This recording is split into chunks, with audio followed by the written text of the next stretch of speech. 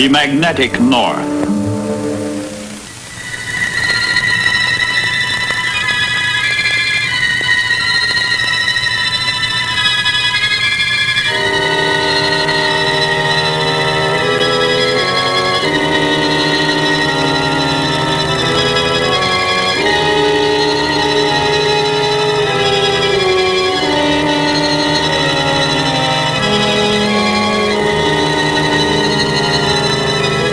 A few hours ago, and a few hours hence, over the vast, empty territory of Alaska, Americans fly tedious, repeated patrols.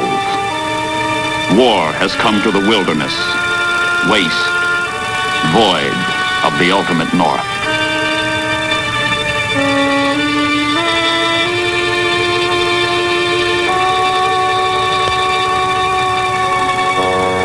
For the first time in history, the vacuum that is the top of the world is filled by major powers who meet there and clash. As the Earth shrinks in circumference, so do the routes that link allies together. So do the avenues along which enemies attack. The links must be kept clear, the avenues defended.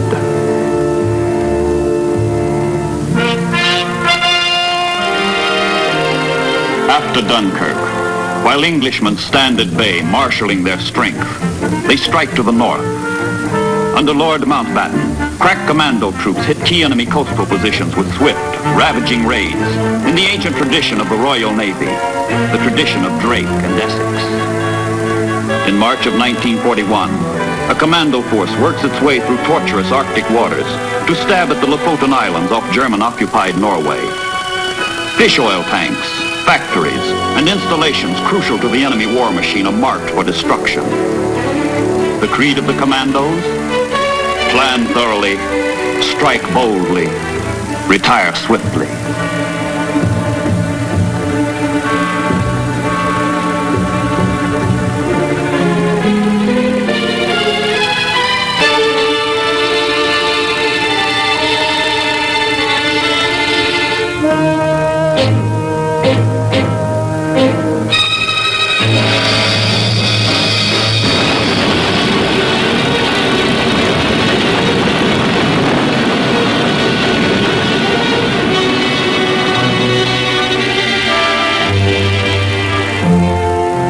Back to England with the commandos goes a mixed bag. Local quislings and captured German officers.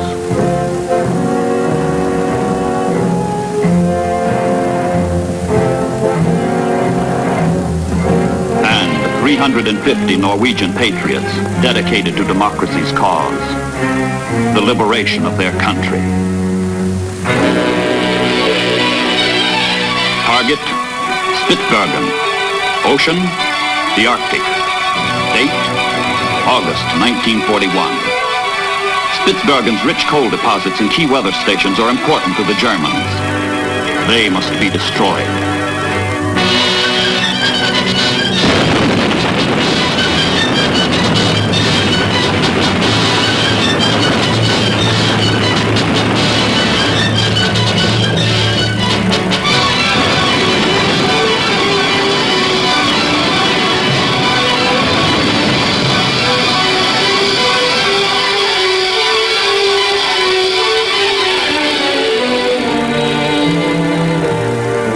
The magnetic north draws raids of increasing scope and violence. A powerful commando force strikes at Norway's Vogso Island in December 1941 to weaken the enemy hold and reduce his power over the sea lanes of the Arctic, which connect England and the United States with Soviet Russia, now an ally. But Vogso is heavily fortified, and stubborn German defenders fight back.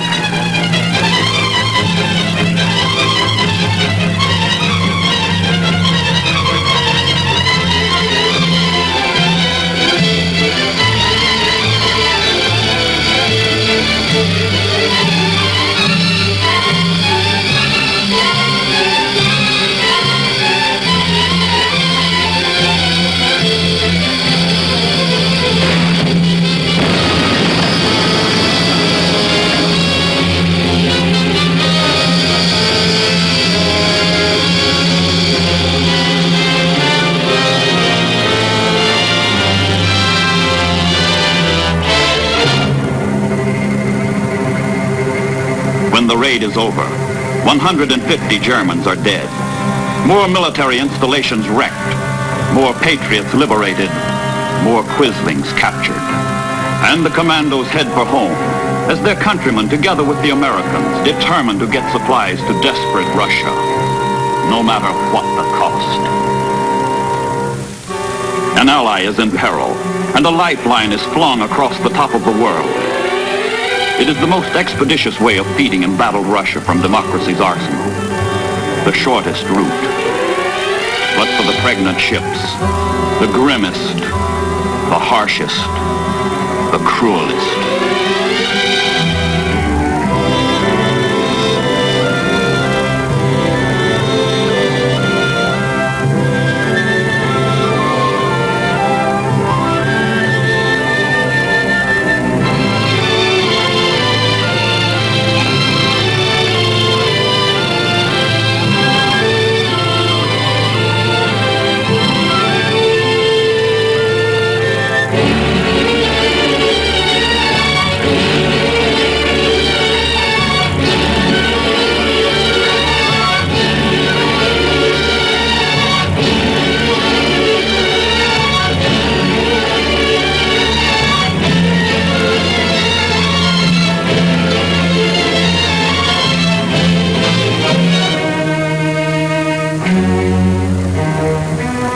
German air bases in Norway and Finland. Detailed reports on convoy movements come in from long-range reconnaissance planes. The Nazis have a magnificently effective plan to change the color of the Arctic from white to red. How? Slaughter. Slaughter. Slaughter.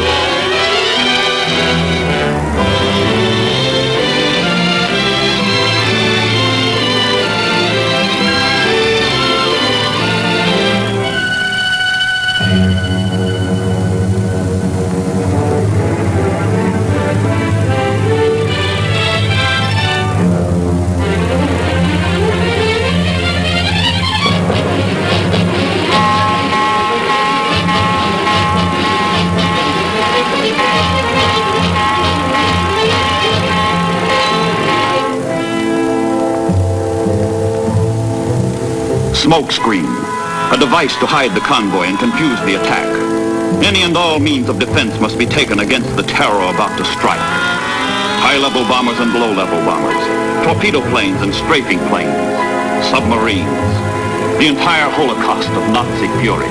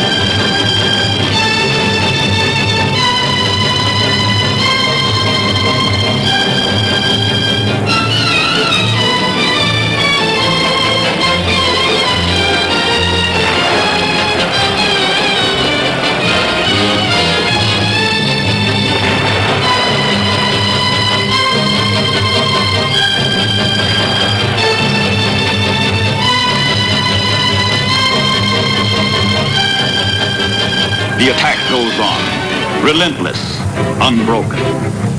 But while the convoy reels under the slugging, more death is on the way. The German surface fleet lurks in hidden Norwegian fjords, waiting to smother any surviving Allied ships. The mightiest warships in the German Navy, von Tirpitz, Scharnhorst, Scheer, Prinz Eugen, Lutzow, are poised to thwart the Allied lifelines. Too wary to be brought to open battle, the ships sortie only for sudden strikes. But when they do, the Royal Air Force catches them and smashes the Germans as the Germans smash the convoys.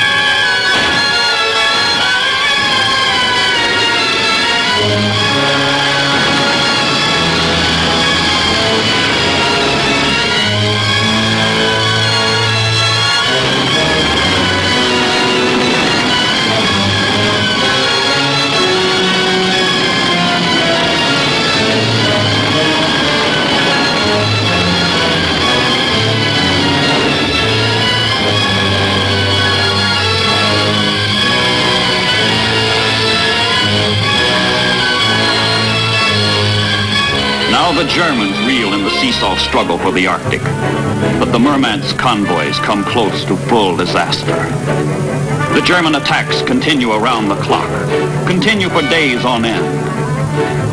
If the Germans can choke off the flow of supplies to Russia, munitions, oil, food, machinery, guns, planes, tanks, trucks, the bleeding Red Army may collapse.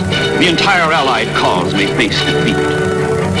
The battle is in balance, and Goering's Luftwaffe spares nothing to tip the scales.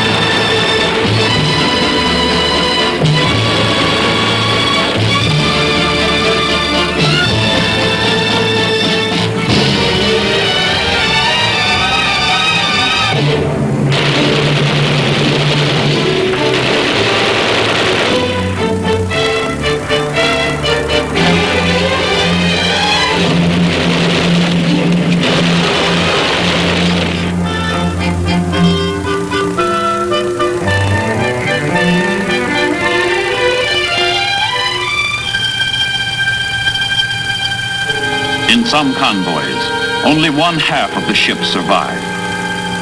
On no other sea route are losses so high, casualties so terrific. Even for those who survive the German onslaught, the end is not yet. Another ordeal, as fierce as enemy action, scourges the ships and men of the Murmansk Run. The name of the ordeal, weather.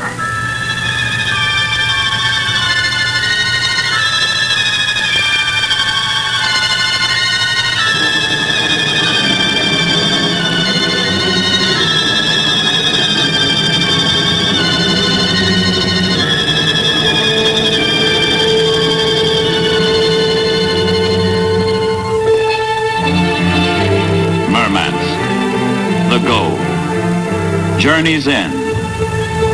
Through its ice-free harbor pour many thousand tons of Allied supplies that sustain a friend whose call for help we are pledged to answer. Here American, British, and Canadian seamen make their proudest boast. Despite Nazi hell and Arctic high water, we deliver the goods. The goods that bolster Russia in her darkest hour and help stem the German hordes at Stalingrad.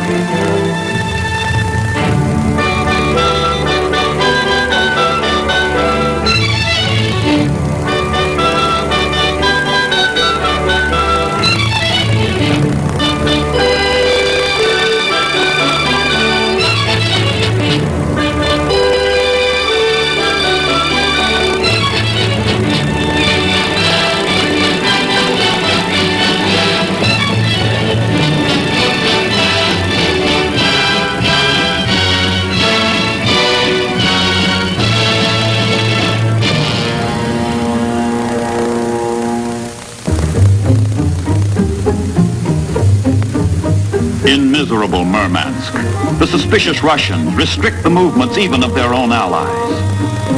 But sometimes surviving Allied sailors meet Russian seamen as friends, as comrades in arms.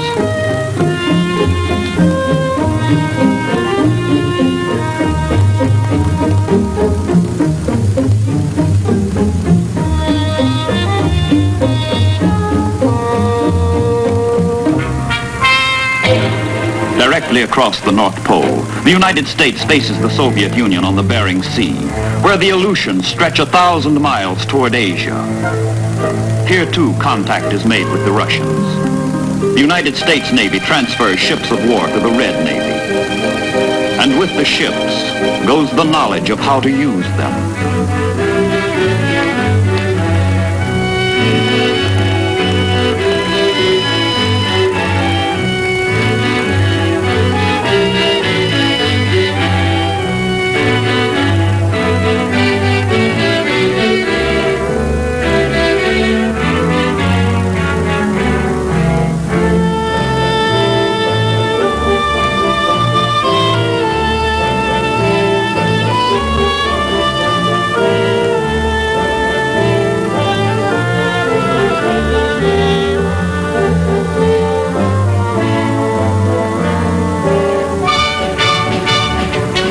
Speeches, ceremony, full-dress formality attend the transfer of the warships from one flag to the other. The stars and stripes give way to the hammer and sickle. But the rising sun also flies in these waters, and the Japanese prepare to plant it here permanently.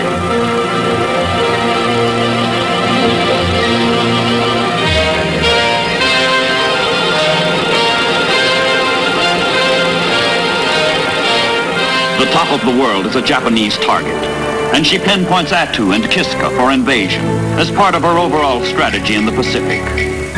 The Aleutian Islands are to be the northern anchor of Japan's oceanic defense line. While the Imperial Japanese Navy hits tropical Midway, a mobile force splits off from the main body of the fleet and plunges into the Arctic. Alaska and Canada are threatened by invasion as enemy troops approach American soil. The Aleutians. Prophets of war have warned. One day Japan will seek to invade America through the Aleutians. The Japanese have come.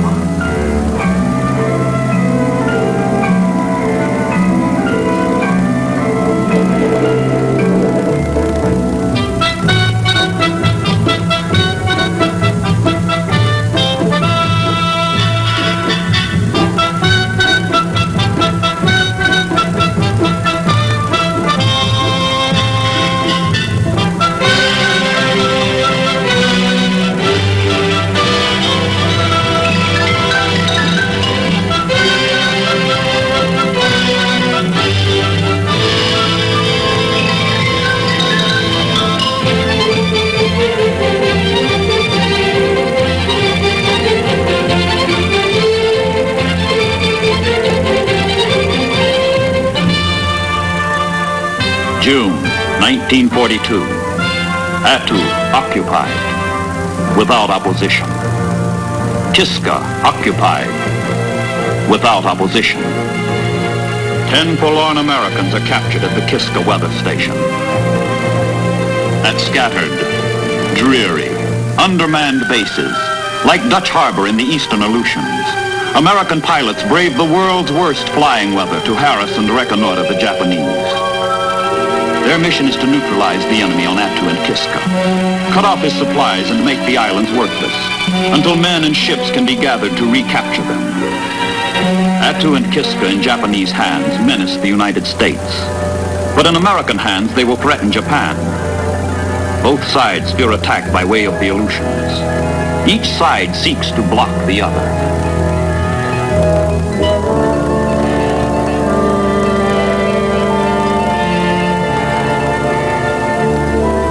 May 1943, the stubborn stalemate breaks. From Cold Harbor in Alaska, an assault force of 29 warships and transports set sail for Attu. It is America's third amphibious strike of the war. North Africa succeeded. The Guadalcanal landing was a success. But now the ships grope their way through navigational hazards unmatched in all the seven seas.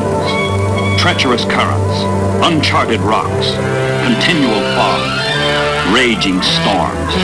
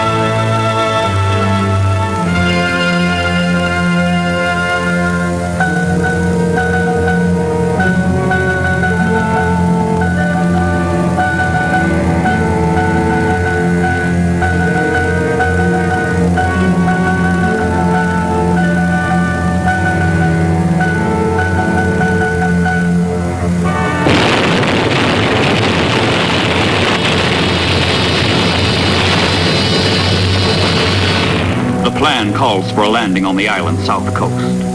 The place? Massacre Bay. The orders: advance into Massacre Valley, where the enemy waits.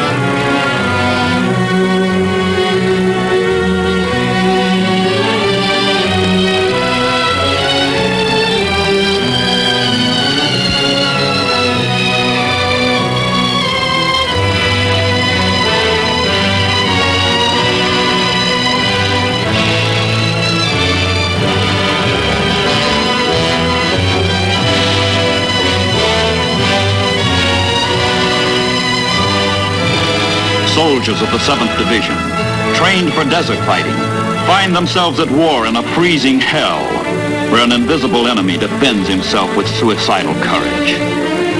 The Japanese, dug deep in ridges, hidden in ravines, contest every yard, every foot. The fight is slow and costly. Massacre Valley lives up to its name. 2,300 Japanese die. 600 Americans die. But Attu is American again, and the Japanese evacuate Kiska. They will never return.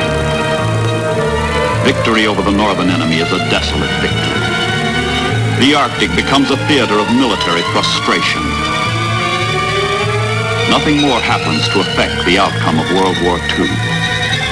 Up where the Willowa whips, with bone-piercing chill, and the skies are eternally gray.